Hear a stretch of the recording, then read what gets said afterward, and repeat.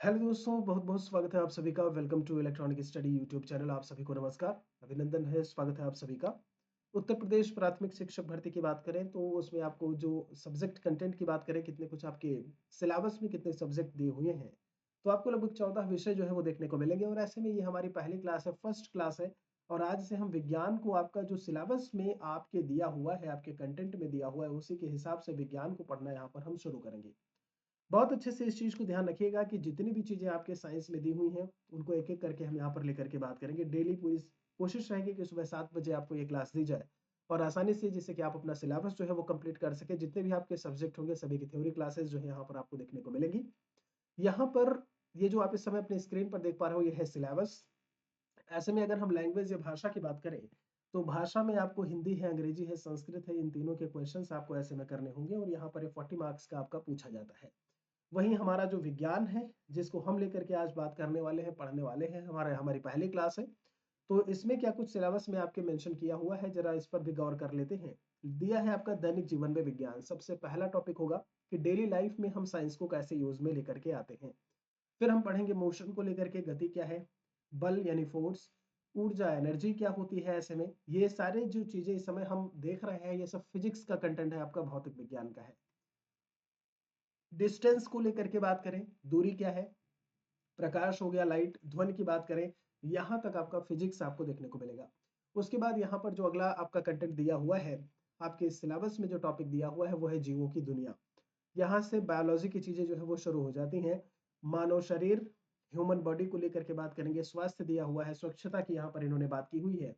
उसके आगे है पोषण, न्यूट्रिशन क्या होता है आपका, हेल्थ क्या है, ये चीजें आपको बायोलॉजी के कंटेंट में आपको देखने को मिलेंगी। पर्यावरण और प्राकृतिक संसाधन क्या होते हैं, ये ईवीएस का भी आपका टॉपिक है, ये आपका साइंस का भी टॉपिक है। चूंकि आप जानते हो कि EVS is an integrated subject. EVS आपका एक जो है इंटीग्रेटेड सब्जेक्ट होता है, एकीकृत विषय है। एकीकृत विषय मतलब उसमें आपका विज्ञान भी आता है, सामाजिक विज्ञान भी आता है और आपका ईवीएस खुद का आता है उसमें, ठीक है। फिर जो हम बात करेंगे वो हम केमिस्ट्री को लेकर के बात करेंगे। यहाँ से जो चीजें हैं वो आपके रसायन विज्ञान या केमिस्ट्री की आपको देखने को मिलेगी। पदार्थ, पदार्थ की अवस्थाएं यहाँ पर दिया हुआ है। अम्ल क्या है आपका, एसिड क्या है, बेस क्या होता है। तो अम्ल दिया है, क्षार दिया है, लवण क्या दिया है, सॉल्ट वगैरह क्या होते हैं, मेटल, नॉन मेटल, इन सभी के बारे में, या मेटालिक चीजें जो भी होती हैं, नॉन मेटालिक चीजें क्या होती हैं, उन सभी के बारे में हम बात करेंगे। सारी चीजें आपको एकदम एक लाइन से, एक तरफा मतलब एक तरफ से जो है वो मिलने वाली हैं। आप इस वीडियो को जितना ज्यादा हो सके पहुंचाइए। यहाँ पर सिलेबस के हिसाब से सब कुछ हम आपको पढ़ाएंगे। तो चलिए शुरू करते हैं। वैसे में जो पहली चीज है, ऐसे में एक डेफिनेशन को लेकर के बात कर लेते हैं, एक इंट्रोडक्शन देख लेते हैं जब हम विज्ञान के बारे में बात करते हैं। तो बाकी चीजें आप एक नजर यहाँ पर, विज्ञान का सिलेबस जो है आपका, ईवीएस एसएसटी का जो सिलेबस है, टीचिंग स्किल, लाइफ स्किल, ये जितने भी आपके सब्जेक्ट हैं इन सभी को लेकर के हम बात करेंगे। ये बात आप ध्यान रखिएगा, ठीक है।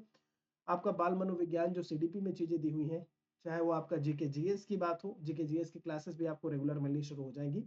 तार्किक ज्ञान, रीजनिंग को लेकर के यहाँ पर बात की जाए, आपका सूचना तकनीकी की बात, जीवन कौशल, लाइफ स्किल में क्या कुछ है, ये सारी बातें जो है वो यहाँ पर मेंशन की हुई हैं आपकी सिलेबस में। टेलीग्राम चैनल पर ये पीडीएफ में भेज दूंगा, जिससे टेलीग्राम चैनल इलेक्ट्रॉनिक स्टडी के नाम से, उससे जरूर जुड़ जाए। वहां पर मैं अपडेट्स देता रहूंगा, ठीक है। जो भी चीजें मैं पढ़ाऊंगा, महत्वपूर्ण पीडीएफ फाइल्स वहीं आपको मिलती रहेंगी, ठीक है। वहां से जरूर जुड़े रहें, ये पीडीएफ भी आपको वहीं से मिल जाएगा। तो यहाँ पर जब हम शुरू करते हैं भाई अपनी चीजों को, और सबसे पहले आपके स्क्रीन पर जो आप देख पा रहे हैं उसमें क्या दिया हुआ है, इन्होंने बताया है सुपर टेट हेतु विज्ञान या साइंस। और ऐसे में पहला टॉपिक लिखा हुआ है दैनिक जीवन में विज्ञान। जो आपका टॉपिक है, जो मेंशन किया हुआ है, मैंने कहा हम उसी के हिसाब से यहाँ पर आपको लेकर के चलेंगे। चलिए फिर देखते हैं भाई। और यहाँ पर जब हम दैनिक जीवन में विज्ञान की बात करते हैं तो क्या क्या कुछ चीजें जो है वो हमें ऐसे में देखने को मिलेंगी। सबसे पहले जो हम शुरुआत करते हैं अपने में कि आखिर साइंस, साइंस का शाब्दिक अर्थ क्या होता है, ठीक है। साइंस जो है वो आपका साइंटिया या साइंसिया करके बोल सकते हो। साइंटिया शब्द से बना हुआ है और साइंटिया का मतलब होता है टू नो। यहाँ पर आप बहुत अच्छे से देख पा रहे होंगे, टू नो, टू नो का मतलब होता है जानना। साइंस का मतलब ही है वास्तविक ज्ञान। आप समझ रहे हैं, एग्जैक्टली रियल में क्या कुछ है दुनिया में, वो चीज जानने को लेकर के जब हम बात करते हैं, या किसी चीज को जानने को लेकर के बात करते हैं फैक्ट के बेसिस पर, एक्सपेरिमेंट्स, प्रयोगों के आधार पर, तो हम उसे कह देते हैं कि वह विज्ञान है। इसमें इन्होंने एक कुछ पंक्तियां यहाँ पर लिखी हुई हैं। जिसके आधार पर यहाँ पर परिभाषित करने की कोशिश की गई है। कहते हैं कि प्रकृति में उपस्थित, ध्यान दीजिएगा, क्या बोला है कि प्रकृति में उपस्थित वस्तुओं के क्रमबद्ध अध्ययन से ज्ञान प्राप्त करने व उस आधार पर वस्तु की प्रकृति और व्यवहार जैसे गुणों का पता लगाना ही विज्ञान है। आप इसमें क्या है, आप एक सीक्वेंस में स्टडी कर रहे हो किसी चीज की, जैसे हम लोग ठोस द्रव गैस का अध्ययन करते हैं, ठोस ऐसे ऐसे होगा, द्रव की ये प्रॉपर्टीज हैं, गैसियस जो भी चीजें हैं उनकी प्रॉपर्टीज ये होगी, और फिर क्या करते हैं उस आधार पर वस्तु का नेचर, जो भी उसके उनका नेचर होगा, उनका बिहेवियर होगा, उनकी जो प्रॉपर्टीज जो कैरेक्टरिस्टिक्स होती हैं उनका पता लगाना, उनकी स्टडी करना, यही है साइंस। तो ये चीज भी आपने यहाँ से समझ ली होगी कि एग्जैक्टली विज्ञान हम कहते किसे हैं। आपने ऐसे भी पढ़ा होगा कि सुव्यवस्थित सुसंगठित, है ना, आप ये भी पढ़े हो, सुव्यवस्थित सुसंगठित प्रकार का जो ज्ञान होता है उसे आप विज्ञान कह देते हो।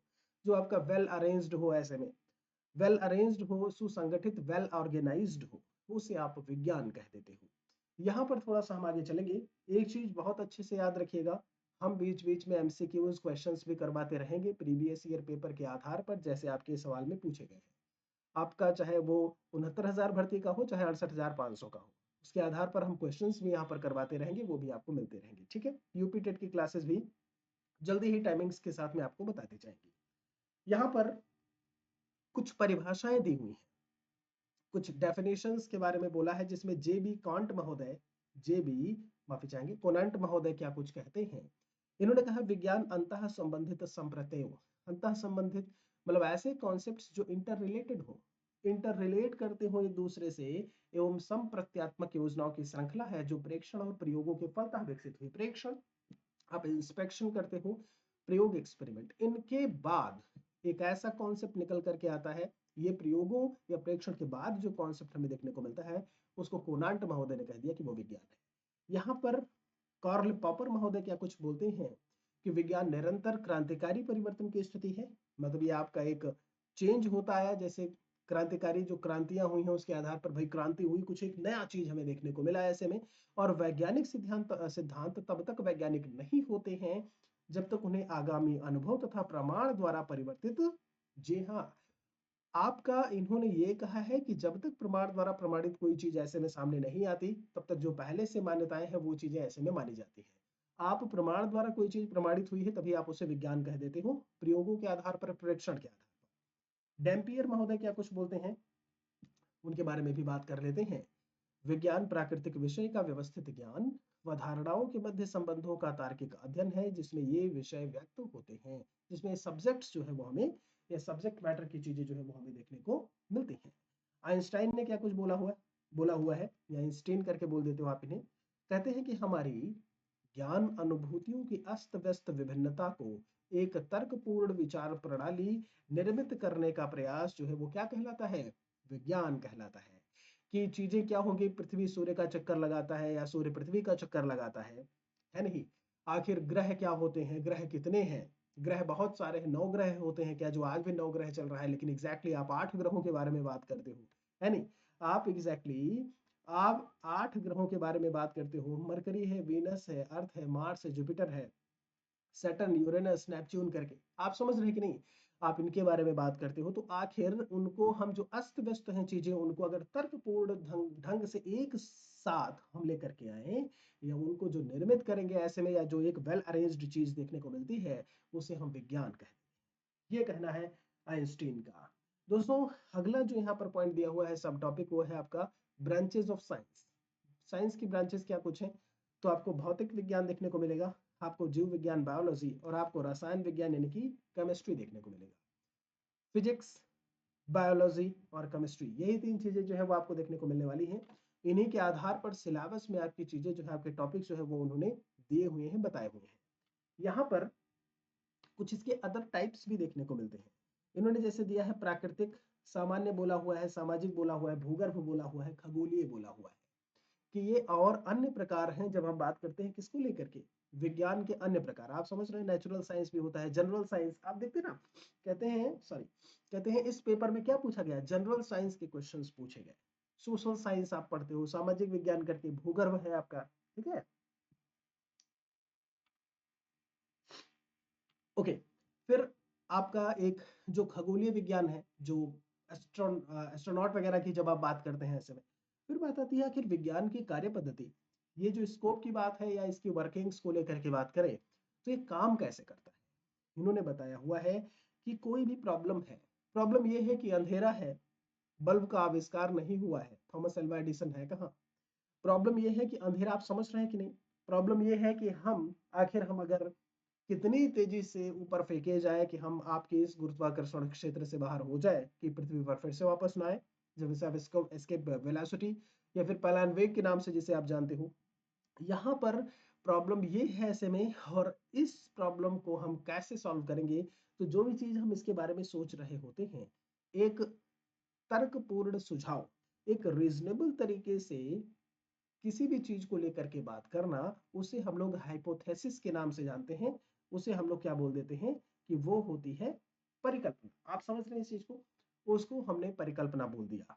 फिर क्या है, प्रायोगिक अवस्था दिया हुआ है, यानी प्रयोग से संबंधित अवस्थाएं भी देखने को मिलेंगी। इसमें संभावित सही परिकल्पना, मतलब जो आपकी परिकल्पना है, जो सही परिकल्पना है संभावित की, ठीक है, हमने ये कंसीडर किया कि जो पृथ्वी है वो सूर्य का चक्कर लगाती है, तो ये किस हद तक सही होगा या सही है। आप समझ रहे हैं इस चीज को। फिर बात आती है संभावित परिणाम की, अगर बात करें तो श्रृंखलाबद्ध प्रयोगों का, ध्यान दीजिएगा, सत्यापन। जो श्रृंखलाबद्ध हमने प्रयोग किए हुए हैं, अब आखिर जो रिजल्ट है उसकी डिपेंडेंसी किस पर होगी। जो रिजल्ट एक निकल करके आएगा, तो जो हमने एक्सपेरिमेंट्स किए उसको हमने वेरीफाई किया, उसी पर पूरी तरीके से डिपेंडेंसी देखने को मिलेगी किसकी, आज ही जो रिजल्ट आ रहा है। और जब यहाँ पर वेरीफाई कर लिया तो एक प्रिंसिपल देखने को मिला, और उस प्रिंसिपल के बाद हमने एक नियम निकाला। और नियम क्या था कि कोई भी चीज ऊपर अगर हम फेंकते हैं तो वो नीचे आती है, because of gravitational pull of the earth. ये पृथ्वी का जो गुरुत्वाकर्षण है उसके कारण वो पृथ्वी की सतह पर वापस आती है। या फिर अर्थ रिवॉल्व्स अराउंड द सन, चक्रण करता है, लगाता है, चक्कर लगाता है, चक्कर लगाती है हमारी पृथ्वी किसका, सूर्य का। सूर्य एक तारा है, सन इज अ स्टार। आप समझ रहे हैं कि नहीं। तो ये चीजें जो है वो निकल करके आई। तो विज्ञान जो काम करता है वो कुछ इस तरीके से काम करता है, इसकी कार्य पद्धति आपको बहुत अच्छी तरीके से समझ में आई होगी। यहाँ पर आपको पता है, अभी लगभग 21 लाख प्रशिक्षु जो है वो बीटीसी डीएलएड के ही हैं, जो प्राथमिक शिक्षक भर्ती का इंतजार कर रहे हैं। बीएड को अगर जोड़ दें तो उधर और भी हैं ऐसे में, सभी दावेदार हैं। आप अपने आप को कैसे अलग करोगे, आप कैसे अपनी तैयारी करोगे, क्या केवल एमसीक्यू से ही काम बन जाएगा। आप अपने सिलेबस को लेकर के जरूर ऐसे में रहते होंगे कि चीजों को हम पढ़ें।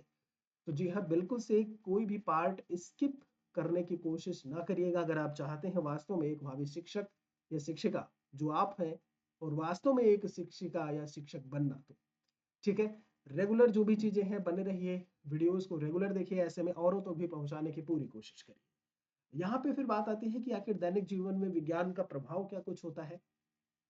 अगर हम बात करें तो विज्ञान और समाज, यहाँ पर आपको बहुत अच्छे से पता है, मानव जीवन का कल्याण का मुख्य अंग समाज का अंग। देखिए, इन्होंने कहा है, अब आप अपने आसपास देखिए, आप अपने सोसाइटी में देखिए, कितनी सारी चीजें हैं, कितनी सारी चीजें हैं जहां पर जो साइंस है वो आपका प्रयोग में आ रहा है।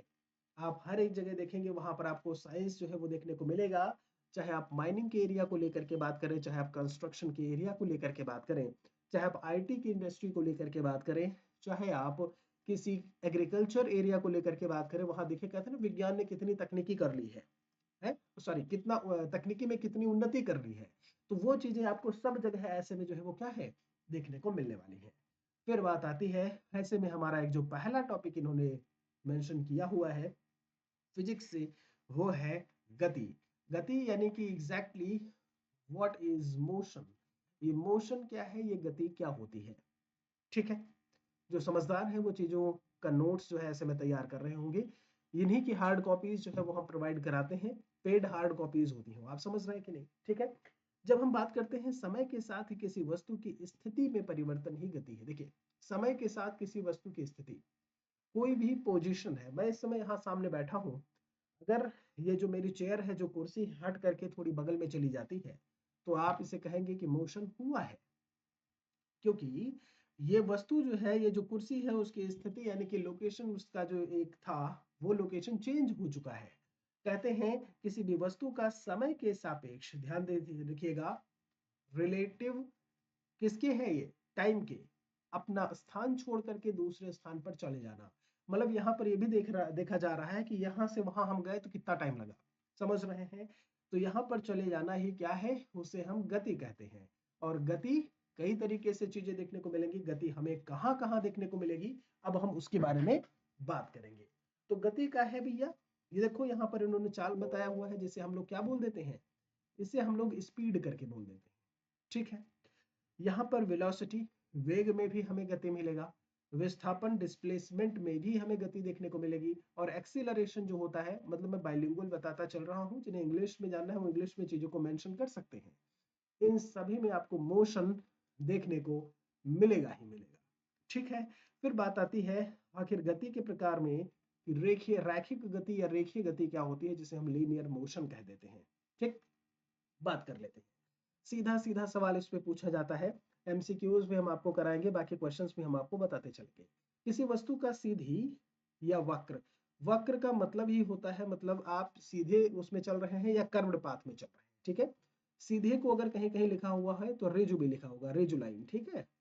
तो रेजु या वक्र रेखा में एक समान गति करना क्या कहलाता है, वो हम रैखिक गति के नाम से जानते हैं, उसे हम रेखीय गति के नाम से जानते हैं। इन्होंने कुछ उदाहरण में बातें बताई हुई हैं, जैसे सड़क पर चलता हुआ कोई भी आदमी है, बंदूक से छोड़ी गई गोली, आपसे जानते हो कैसे दे देगा सवाल में, कहेगा जो सड़क पर आदमी चल रहा है उसकी गति आखिर किस प्रकार की गति है, ठीक है। जब हम एमसीक्यूज करवाएंगे तो हम आपको देंगे उसमें क्वेश्चंस में, और फिर कहेंगे आप फाइंड आउट करिए, अभी आप चीजों को अच्छी तरीके से पढ़ लीजिए। तो सड़क पर चलता हुआ आदमी, बंदूक से छोड़ी गई गोली, ये आपकी रैखिक गति लीनियर मोशन के उदाहरण में हमें देखने को मिलेंगे। एक गति के दूसरे प्रकार में इन्होंने यादृच्छिक गति लिखा हुआ है। यादृच्छिक क्या होता है, आपने चिड़िया को देखा हो, चिड़िया कभी इधर उड़ती है, कभी दूसरी तरफ जाती है, कभी ऊपर चली गई थोड़ा सा, कभी नीचे आ गई, मतलब उसका कोई पाथ जो है, उसका कोई डायरेक्शन ऐसे में फिक्स नहीं है कि वो किधर की तरफ उड़ करके जाएगी या फिर जा रही है। आप समझ रहे हैं इस चीज को। अब ऐसे में यादृच्छिक गति मतलब होता है जिसका कोई निश्चित पथ या निश्चित दिशा ना हो। यादृच्छिक जैसे ही कहीं लिखा हुआ हो, ऐसे में रैंडम मोशन, रैंडम स्पीड है आपका, या रैंडम मोशन आप बोल सकते हो, ऐसे में कहीं भी चला गया आपका, आप समझ रहे कि नहीं, किसी भी डायरेक्शन में। तो यहाँ पर इन्होंने उदाहरण में देखिए लिखा हुआ है कि निश्चित दिशा में ना हो। चिड़िया की गति, फुटबॉल के मैदान में खिलाड़ी की गति, अब भाई बॉल किधर जा रही किधर नहीं जा रही है, तो उधर ही की तरफ जाएगा ना, ऐसे में जो भी खिलाड़ी है। तो इनकी चीजें फिक्स नहीं होती हैं, इनका गति पथ जो होता है, पथ और जो ऐसे में दिशा है वो फिक्स्ड नहीं है, ये यादृच्छिक गति होती है। अगर हम यहाँ पर सर्कुलर मोशन को लेकर के बात करें कि वृत्तीय गति आखिर क्या होती है, इन्होंने कहा वृत्ताकार पथ पर चलने की स्थिति जो है वो वृत्तीय गति कहलाती है। वृत्ताकार पथ पर चलने की स्थिति, आप देखेंगे कुछ इस तरीके से वृत्ताकार पथ है, उस पर चलने की स्थिति क्या है, वृत्तीय गति है। ध्यान रखिएगा, जब हम इनके क्वेश्चंस करवाएंगे बहुत सारे आपको उदाहरण देखने को वहां से मिलेंगे। दोलनी गति, ऑसिलेशन, ऑसिलेटरी मोशन प्रकार का क्या होता है भाई, ये सॉरी, इन्होंने क्या बोला, जब कोई वस्तु एक निश्चित बिंदु के आगे पीछे, जब कोई वस्तु एक निश्चित बिंदु के आगे पीछे या ऊपर नीचे, दोनों बातें दी हुई हैं, आगे पीछे भी हो सकता है, ऊपर नीचे भी हो सकता है, ठीक है। आगे पीछे ऊपर नीचे चलती है तो उसे दोलनी गति के रूप में हम जानते हैं, क्या कह देते हैं उसे दोलनी गति कहते हैं। जैसे झूले को लेकर के बात करें तो आप देखिएगा, झूला आगे गया पीछे आया, आगे गया पीछे आया, ठीक है। पेंडुलम को भी आप देखेंगे, पेंडुलम यहाँ पे है तो कुछ इस तरीके से पेंडुलम इस तरीके से चल रहा होता है। तो ये चीजें किसके बारे में बात करती हैं, ये दोलनी गति, ऑसिलेटरी मोशन को लेकर के बात करती है। पृथ्वी द्वारा सूर्य का परिक्रमण को लेकर के बात करें, जो आपका रिवोल्यूशन करके आप इसे ऐसे में बोल देते हो। बात आती है, ये आवर्त नहीं है, ये आवर्त गति है, ठीक है। आवर्त मतलब होता है पीरियोडिक मोशन, आवर्त मतलब पीरियोडिक। अब ये पीरियोडिक मोशन क्या है, जब कोई वस्तु अपनी गति को समय के निश्चित अंतरालों पर दोहराती है। आप समझ रहे हैं कि नहीं। इसके ऊपर जो मैंने अभी बोला था, जैसे यहाँ पर जब हम बात करते हैं पेंडुलम को लेकर के, तो पेंडुलम कुछ इस तरीके से है, जब हम सरल लोलक एक सिंपल पेंडुलम की बात करते हैं तो एक समय बाद यहाँ गया, एक समय बाद यहाँ आया, कुछ इस तरीके से जो है वो गति कर रहा होता है, ठीक है। तो यहाँ पर जब हम एक आवर्त गति की बात करते हैं तो इसमें सरल लोलक यानी कि सिंपल पेंडुलम की गति देखने को मिलेगी। कोई भी झूला झूलते हुए बालक की गति कि एक समय बाद यहाँ आया, लेकिन धीरे धीरे आप देखेंगे जो उसकी स्पीड जो है वो कम होती जाती है, ठीक है। तो एक समय के निश्चित अंतरालों पर अगर वो चीज दोहराई जा रही है तो उसे हम एक पीरियड से जोड़ देंगे, एक टाइम से जोड़ देंगे कि इतने समय बाद ये लेफ्ट गया, इतने समय बाद ये राइट गया। आप समझ रहे हैं। फिर बात आती है यहाँ पर घूर्णन गति की। इन्होंने क्या बोला है भाई, घूर्णन गति में अपने अक्ष पर चारों तरफ कोई चीज घूम रही हो। घूर्णन, घूर्णन का मतलब ही होता है इसके चारों तरफ ऐसे घूमना। तो जैसे अगर हम बात करें तो पृथ्वी का अपने अक्ष पर घूमना, यहाँ पर पंखे का आपने देखा होगा, या लट्टू की गति को लेकर के बात करें, बहुत इंपॉर्टेंट क्वेश्चन यहाँ से पूछा जाता है। लट्टू की गति की बात कर लें, ये जो पंखा है, पृथ्वी का घूमना है, ये सब किस में आएगा? ठीक है, घिरनी है आपका, कुम्हार का चौक है, ये सब आपको जो है वो घूर्णन गति में ही या रोटेशनल मोशन में देखने को मिलने वाला है। फिर बात आती है प्रोजेक्टाइल मोशन की। एग्जैक्टली प्रोजेक्टाइल मोशन क्या है? कहते हैं कण को पृथ्वी की सतह के निकट क्षितिज से किसी कोण पर प्रक्षेपित किया जाए। मतलब कहने का ये है, ये अर्थ सरफेस है, यहाँ ले लो आप, ये अर्थ सरफेस है, यहाँ से कोई कोण बना करके और आपने इतने डिग्री पर, मान लीजिए 30 डिग्री था, और आपने उसको क्या कर दिया, प्रोजेक्ट कर दिया, ऊपर फेंक दिया। ठीक है, तो ये चीजें किसमें देखने को मिलेगी? ये प्रक्षेप्य गति प्रोजेक्टाइल मोशन में है। वही घूर्णन गति के उदाहरण में कुछ और भी बातें लिखी हुई हैं। घूर्णन यानी कि एक्सिस पर घूमना, घूमते लट्टू की गति, और आपका कुछ और उदाहरण दिए हुए हैं जो आप यहाँ से ऐसे में देख सकते हैं। तो ये चीजें थी जो हम गति के बारे में अभी तक हम बात कर रहे थे। उम्मीद करते हैं कि मोशन क्या है, गति क्या है, आपने उन चीजों को बहुत अच्छे से समझा होगा। कोई सवाल है गति से संबंधित तो कमेंट सेक्शन में आप जरूर लिखें। यहाँ पर जो डिस्टेंस लिखा हुआ है, ये हमारा अगला लेक्चर होगा #2, और इसमें हम नेक्स्ट क्लास में आपसे जल्दी ही मिलेंगे। चैनल को सब्सक्राइब किए रहिए। कुछ अच्छा लगा है तो कमेंट सेक्शन में लिखिए। मेरे लिए कोई सुझाव है, कोई सवाल है ऐसे में, तो भी कमेंट सेक्शन में जरूर मेंशन करें।